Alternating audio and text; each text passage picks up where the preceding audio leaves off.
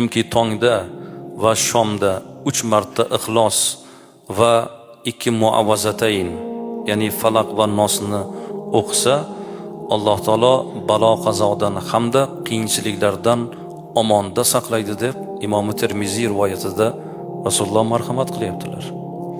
Imom Qurtubiy aytadilar: kim uyga kirishida Ixlos surasini o'qisa, kambag'allik bo'lmaydi u xonadonda degan ekanlar.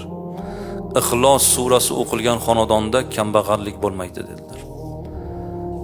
Ibn Najjor aytadilar: kim safarga chiqish oldidan 11 karra Ixlos surasini o'qisa, Alloh u safardan qaytib kelguniga qadar uning uyini muhofaza qiladi deb bu zot marhamat qiladilar. Yotadigan mahal, ya'ni uyqusidan oldin Fotiha va Ixlos surasini o'qigan odam o'limdan boshqa hamma ziyondan omonda bo'ladi deb Ibn Abdul Bir marhamat qiladilar. Azizlar, Qur'oni Karim butkul fazilat. Qur'oni Karim butkul nur, qalbimizni munavvar qilguvchi oyatlar.